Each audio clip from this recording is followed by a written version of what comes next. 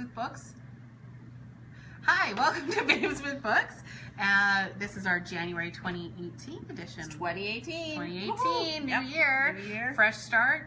We talked about goals last time. Yeah. So today we are actually doing something a little bit different than what we've done in the past. If you kind of tuned in the past, we have a different show for you today. We are doing recommended reads from all three of us, and our theme this week or this month is fresh starts. So we each have a book for you, and we just wanted to thank Dr. Board Game this evening because he is filming for us. If you want to catch him, he is going to be filming a little bit later this month. You can check Pandora's Facebook page for the exact date. Yeah, so Dr. Board Game's fun. It is a really good show. Yeah, we should definitely watch that one too. Anyways, without further ado, Fresh starts. Fresh starts. We're talking about fresh starts. So who wants to start? I will start. Sure. I read a book. It's from 2017. It's You read a called book? Exit West. The book I read for this month. I've read 3 books this year. I'm so excited. Already? Yeah. Awesome. I mean, I started a couple of them in 2017. Dr. Board Game, thank you for filming us. We're not used to the camera moving around. So the book I read, and I took notes because I wanted to say what this was about. I was all trying to be all professional. So the book I read this month, that was for Fresh Starts, is called Exit West, and is by Mohsin Hamid. And it was a really interesting book. It is about Saeed, and he is kind of a down-to-earth boy, family man. Definitely he's a little bit religious, not too much though, and it is about also Nadia, and she is motorcycle riding and likes to be a bit out of the box, and they meet, and you think it's going to be a love story, and then a civil war breaks out in their country, and the country is kind of unnamed. It's not really, you don't know exactly where it is, so it's trying to encompass kind of just this idea of problems that have been happening in our world. And again, still, you're kind of like, okay, love story is going to happen here. This book's going to be about Saeed and Nadia. And then they talk about escaping through the doorways. And these doorways are transportation doors, literally, that open up into new countries or towns. And so Saeed and Nadia take a chance. They're illegal. They're illegal, but they take a chance. And they go through one of these doorways, and then the book continues, and they go a few different places just because of different things that are happening and how the world is changing and accepting these refugees as they're moving throughout this thing. So it's kind of a magical vision of the refugee crisis. Yep, that's nice and close. We're okay when you're back. It's a really, really interesting look at how these people got kind of a fresh start at life, and in a few different ways, and how they embrace that fresh start. And then it was a really interesting look at this relationship and how it evolved as they move on with life. I really liked the transformation of their relationship as the book continued on, so I really liked that. And I really loved the comment that the book was making on kind of this refugee crisis, you could call it, this changing world, the ownership of kind of a city or land. I thought that was really interesting. And I thought I would end my review with a quote from the book that Mohsin Hamid, he offers hope with the doors and a prayer for the temporary nature of our beingness, our shared sorrow, and the heartache we each carry. So I really loved this book. I thought it was really good. I always like when I can see a bit of myself in all of the different characters. It just feels like a real human then, kind of, you know what I mean? Rather than just this static person that couldn't actually exist in the real world. But then we go back to you being a character reader as well, right? But I really liked the contemporary comments on today's society. And then like the quote, like to have a quote for me really shows just how my reading has changed in the past few years. I've started to love the words and the writing as I read a book. I've started, like I used to read a book till 4 a.m. just to finish the book, like just to devour it. I'd start it that day and I'd read it and I just love it. And now I'm like, no, I don't want to finish this. Yeah, and I'm like, oh, just a chapter today, just a little bit, right? And so it was quite beautiful and a bit and lyrical. So Speaking of, have you started your new Philip Pullman book yet? no, like I still can't do it. For those of you that missed last month, she's savoring it by just You don't even know. I am going to interrupt our Fresh Starts show. Do it. For Christmas, there is a 10th anniversary edition. Just wait, Dr. Boardgame might drop the device that he's filming on. There's a 10th anniversary illustrated edition of one of my favorite books ever by Patrick Rothfuss called The Name of the Wind, and I got that. It's lovely. It has gorgeous illustrations. Anyone who is a fan of the book, I highly recommend this edition. I do not know if when you open up the cover, you will see Patrick Rothfuss' signature as I did. So I kind of freaked out. I know. That's pretty cool. Yeah, I'm still freaking out. Again, I don't know what want to touch it. But I do in a way. Like I feel like I think like an author would want you to read that. Like don't just look at my pen, like my signature, and be like, oh, hallowed thy name, and pray to it or something. Like I think you'd still want me to enjoy it. You want to fall asleep with a book like that. Yeah. Right? But what if you crinkle the page? No, that's too dangerous. I don't know. I put it up really high because I have 2 children, so it's really up high. Sorry to interrupt, but it was very exciting book news in my world. Go ahead. You're Fresh Start. No, it's all good. I just want to remind our audience, if there's anyone watching us live right now, if you have questions or comments or books that you want to recommend, let us know. We will give you a shout out and let people know what you think. And The theme is Fresh Starts. So theme is Fresh Starts. whatever So books, way you want to take that. However you want to interpret that is totally fine. How are you fresh starting your reads this year? What are you doing to, invigorate that? Yeah, exactly. So the book, or the series, I guess, I picked a series, and I'm not nearly as prepared as Maya with notes and all that kind of stuff. This is really weird having you write this. I prefer looking at you guys than looking at this camera. I kept doing that. It looks really good on the screen. Does it? Oh, Yeah, that's good. looks really I'll good. just look at the past, because that's what you're supposed to do, right? Look right in the camera. Anyway, Margaret Atwood's Mad Adam series is one of my favorite series, and it was perfect when we thought of Fresh Starts for me. So this is the first book, Oryx Crake. There's 3 books in this series, and I love Margaret Atwood anyway. She is a Canadian author, and she super popular. She's interactive online in social media and all that kind of stuff as well. So I really like that. And her books, for me, she always tends to, Handmaid's Tale has been super popular in this past year. Everyone thought, hey, have you read this new book? And it's like, this book has been out for like ever, just because it's a TV series. So it was nice to see people revisiting her again. So Oryx Crake is set in a near future world. I don't want to say dystopian, because it's not really a dystopian. No, it's still our as world. you would. It's our world. But most of her books are very poignant with socially related topics, and I love that about her. Everything that's in this book, I would consider it kind of a futuristic sci-fi without too much stretch. Most of the stuff in the book is already under research. She has bibliography at the back of the books of where she found her sources of the stuff that is currently being researched or done. And it starts with a young man who calls himself Snowman. He wears a bathrobe, and the world is basically just or a toga or whatever, maybe a bathrobe, I can't remember exactly, but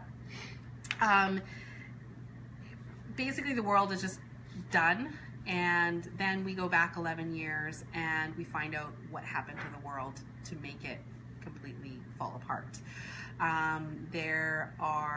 Basically the society has moved into these little communes, and outside the communes is where the poor are, and the rich are inside the communes, and they're very based on research orientated things. And someone in one of the complexes says this is wrong, and he wants to end society, so he figures out a way to do that. And then the thing that I really like about the series is the second book is the exact same story, but it's told from the perspective of somebody else in the story. It's a really neat series. So you meet some of the characters that then in the second book, now you get to go right back to the beginning of the story and have it all unfold with their perspective. And then the third book is also yet another perspective, but then they all come together at the end. So super cool book. Fresh starts for me. It was just about fresh starts in the world. Obviously, the world dies and they have to start all over again with this brand new little race that this guy has created. There's genetic engineering in there. There's meat growing on trees or being printed. I read this story, I read this series a few years ago, and am I correct in remembering that there's not really like a big ending either? Is there? Not really. Like, you kind of are wondering, like, I wonder what happens to them next. But it's not a disappointing ending. You're not that's going, what I remember really why liking. didn't this end? I was just kind of like, oh, okay. So like you can imagine where the world goes from there kind of thing, which I liked about the series. And I don't know if that speaks to her writing and the ability to still provide you with that ending that satisfies you but gives you the ability to. And I do think in like 50 years time when the world is like this, it'll be another TV series that comes up and people are like, wow, it's so poignant for today. So I think that's great. Jean Paul says that he also enjoyed the series and found that they could easily be read out of order without missing anything. Oh yeah, definitely. Yeah. Thank you, JP. What about you, Shauna? What's your fresh start? My book is called, let me just pull up a picture of it and hold it up for you. Oh, totally fresh. Life After Life by I don't Kate think Atkinson. anything can embrace fresh starts more than that. I can see myself. So I read this summer, and it is about Ursula who keeps dying. She dies and she comes back to life. So she gets to reboot her life. So it's kind of like, I think of it in computer terms, that something bad happens, her system crashes, so she just reboots and gets to start over. So what's really neat about it is that it takes a big look at her changing history. She starts to figure out as an adult, so she doesn't go always to the very beginning of her life. It depends where she wants to go back. She kind of has control over it, but kind of not. And so it just keeps, something bad happens to her or her family, and she goes back before then, and then she kind of knows that something bad happened. So for example, her nanny slash housekeeper slash au pair kind of person dies of was it influenza, or can't remember. Anyway, during the war, she died, and this was terrible. So she goes back in her previous another life and tries to prevent this nanny from going to the London where she gets sick. So she keeps trying to, like, she gets to the point where she's pushing her down the stairs and doing all these things to this poor woman to try to keep her from going to London, because she knows that's why she dies, is because she gets sick in London. So there's these kind of humorous things, but also some more serious things where she is going back and trying to change the course of World War It's not a II. humorous book. No. She goes back and wants to get rid of Hitler or change what happens with Hitler, and in all sorts of different ways. And there's a lot of tragedy in there about her family and the war, and anyway, there's a lot of character stuff, and I really, really liked it. Very British. If you like a British fiction, or I know someone from England who loves this book. And I think part of that is that setting that offers that up. Yeah. But I mean, also it's very and historical fiction kind of, and that's my favorite genre. Yeah. And again, characters are incredible, and constantly, poor Leslie. I was reading this around Leslie, and I'm like, what? She kept texting me and being like, What? This is ridiculous. This just happened. She's dead again. And I was like, what? She's dead again? I don't understand. You didn't know going into the book it was like Groundhog Day? Yeah, it's kind of Groundhog Day. Basically, Groundhog Day. Do you know there's a semi-sequel to the book? Is there? Yeah, there's a life in ruins, a god in ruins. It's about her brother. Oh, Something ruins. Okay. Yeah, I think. Wow, I'll have to check that out. And it's about her brother. Wow. So. Oh, and I missed here that John Paul JP, there's been some talk of adapting this series for television. I think it would translate well, the Matt Adams series. Oh, how do you film that? Like, it's intense. It's intense. And it's hard because I think one of the reasons I really loved it was that you got to read all three stories from different perspectives at different times. And I kind of feel that TV already does that. They kind of flip back and forth, and you could do that from like episode to episode, but I think people would just I think get they would bored mash it together, with, though. yeah, they would probably just mash it together, and it would just be all three stories at once, and I think that would lose it. So I don't actually think it'll translate well. Read the book. Yeah, people. I mean, I think it'd be, I don't know, I think they would do well on it, I guess. They've done very well on her first 2 adaptations, because I haven't seen Alias Grace, but that came out this year as well and got quite good reviews. So I just got that book for Christmas. Oh, okay. Yeah, I'd like to. Yeah, Margaret Atwood is. I've heard that Margaret Atwood is a very polarizing author. It's kind of like you like love her or you don't like her kind of thing. It's not like, oh, I like this one, but not this one. And I quite like Margaret Atwood. I think she's interesting. I think Her writing is really. her writing is just very individual. Like, it just seems very, yeah. I also really like her as a. I also really like her that she's presented in the media. I think she's strong and she's powerful and she speaks out about important issues, and she's. I like that. I like when you respect the author. Yeah, and I Does think that sound if you like the ridiculous? author, you're more inclined to like what they're writing, right? Yeah, I think. And she does very much write stories that reflect her personal and social views, I think. Yeah. So. Okay. Do we all like our books? I think so. Hey. Yeah, I really choice. like Life After Life. I highly recommend that as just a really good distraction, and you're going to read it fast. Yeah. Because you're going to want to, okay, what is she going to do now? Gosh.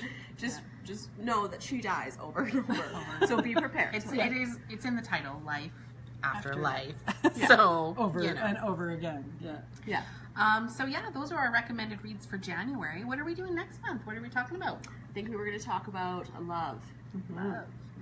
Love or anti-love or anything related to. Yeah. Anything related to. Yeah, I think we're going to start about love, which is a bit of a fresh start as well for people. Should I do a romance? Maybe romance or an anti-romance. What do you think we should read next month? Yeah, if you have any Or, suggestions. if you have suggestions, post it. I think we see should find the best actual. Although that means I have to read 5 or 6. I was gonna say find an actual worthy romance Worthy romance. you know, actual those romance soft covers. Is there one that you would actually say? know. I recommend But there this. might and be. Juliet? We may talk about No, I'm talking about, your nonfiction. Harlequin. Maybe I want to bring the 365 days of sex. Yeah, Who knows? you do. You don't know until next month. Yeah. What are we going to talk about? Something to do with the L February word. love. The L Yeah. word. It's So- called the L word. There you go, the L word. With yeah. Anyways, But thank you for joining us. We'll see you next month. Because I was gonna talk about it. We'll talk about it.